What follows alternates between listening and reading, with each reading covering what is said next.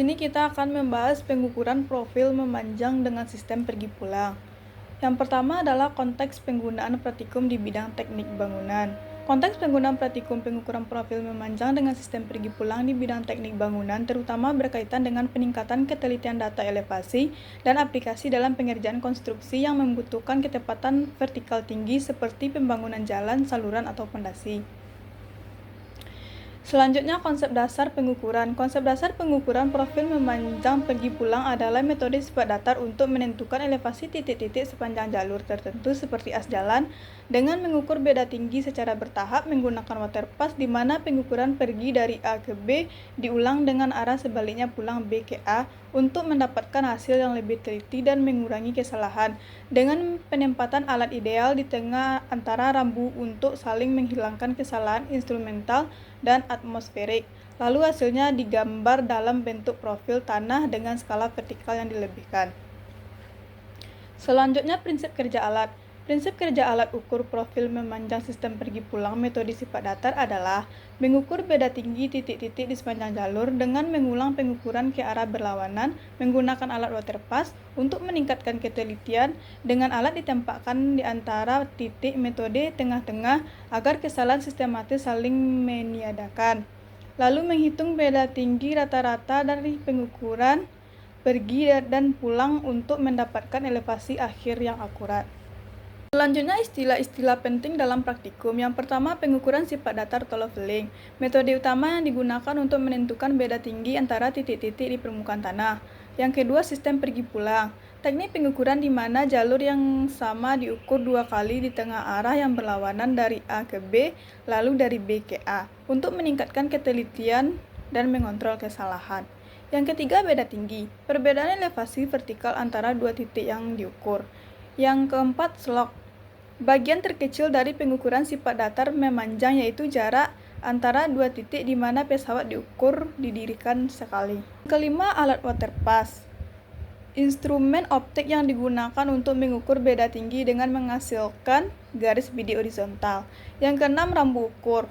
Tongkat berskala yang diletakkan di titik yang akan diukur yang dibaca melalui teropong waterpass untuk mendapatkan bacaan benang atas, benang tengah, dan benang bawah. Yang ketujuh, bacaan pada rambu ukur yang digunakan untuk menghitung beda tinggi jarak optis. Yang kedelapan adalah benang atas, benang bawah, bacaan pada rambu ukur yang digunakan bersama benang tengah untuk menghitung jarak optis. Selanjutnya nomor 9, backstreet. Bacaan rambu pada titik yang sudah diketahui elevasinya, titik awal atau titik balik sebelumnya, 10 fs atau bacaan muka. Bacaan rambu pada titik yang akan ditentukan elevasinya, titik selanjutnya atau titik balik. Yang ke-11, titik balik. Titik perantara di mana rambu ukur didirikan saat mendirikan waterpass untuk melanjutkan pengukuran memanjang. 12, ketelitian. Istilah penting yang merujuk pada beberapa dekat hasil pengukuran dengan nilai sebenarnya ketelitian dan beberapa konsisten hasil pengukuran berulang.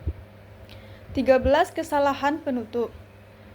Perbedaan antara beda tinggi total hasil pengukuran pergi dan beda tinggi hasil pengukuran pulang nilainya harus dalam batas toleransi yang diizinkan. 14, toleransi. Batas kesalahan maksimum yang masih dapat diterima dalam suatu pengukuran.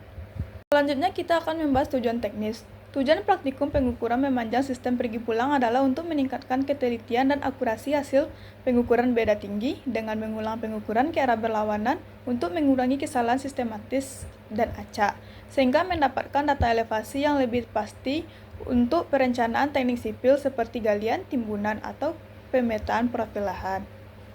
Selanjutnya, manfaat praktikum dalam pekerjaan konstruksi bangunan.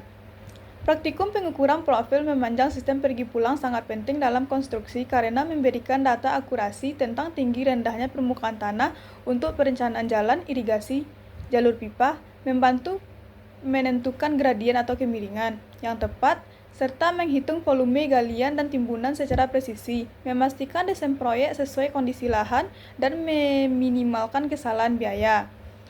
Metode pergi pulang menjamin akurasi tinggi karena hasil pengukuran maju pergi akan dicocokkan dengan hasil pengukuran mundur pulang untuk mengontrol kesalahan. Selanjutnya, manfaat praktikum dalam pendidikan. Praktikum pengukuran profil memanjang sistem pergi pulang memberikan manfaat signifikan dalam pendidikan teknik sipil atau geomatika, yaitu meningkatkan ketelitian pengukuran dengan mengurangi kesalahan dengan metode pulang, mengajarkan aplikasi praktis, penentuan beda tinggi untuk perencanaan jalan atau irigasi, melatih keterampilan teknis sehingga alat waterpass rambu ukur membaca data, serta memahami pentingnya akurasi data untuk menghitung galian atau timbunan demi proyek konstruksi yang efisien. Selanjutnya, alat ukur dan fungsinya. Yang pertama, pesawat sifat datar atau waterpass. Alat utama untuk mendapatkan garis pandang horizontal dan mengukur atau menentukan kerelatan atau beda tinggi antar titik-titik di lapangan dengan presisi tinggi.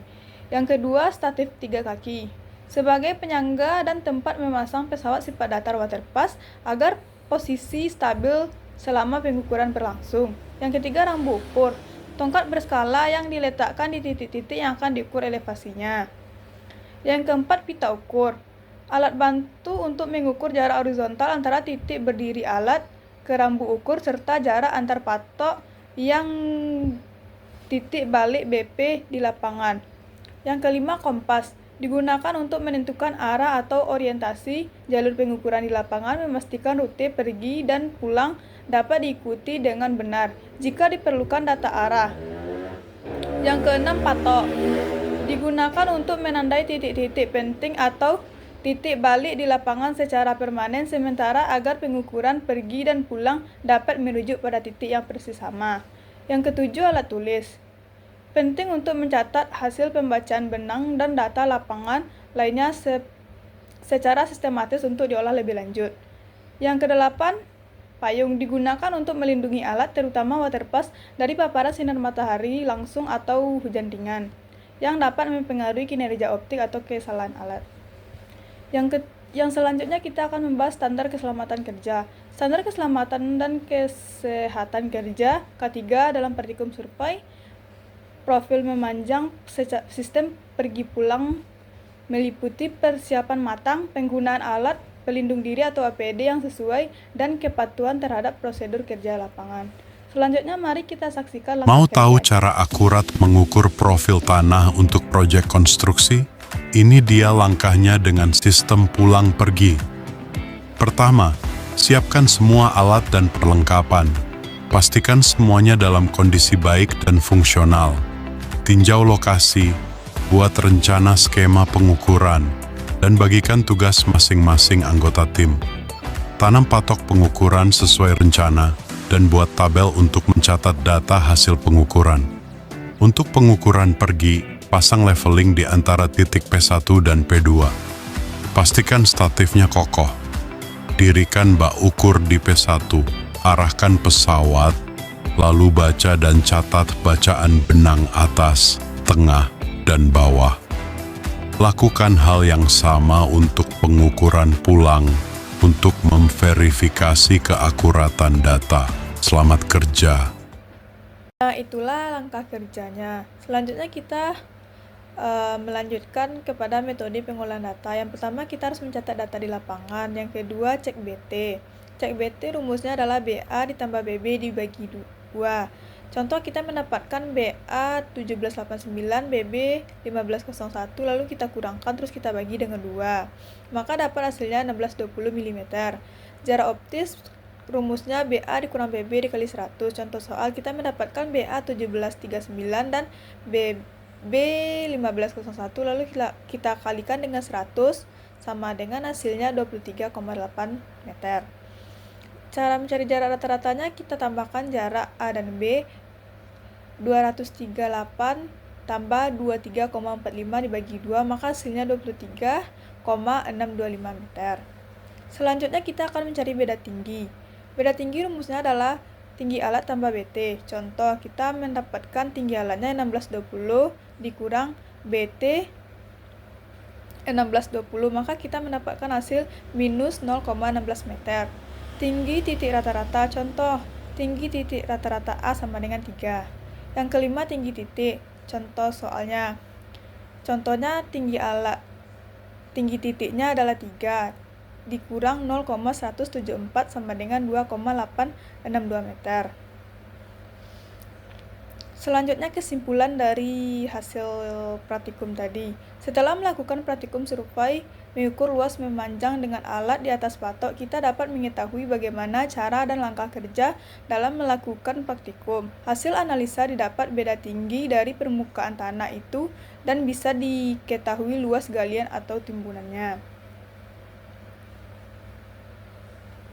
Selanjutnya kelebihan dan keterbatasan. Kelebihannya yang pertama akurasinya tinggi, yang kedua deteksi kesalahan, yang ketiga kontrol kualitas data, yang keempat aplikasi pada jarak jauh.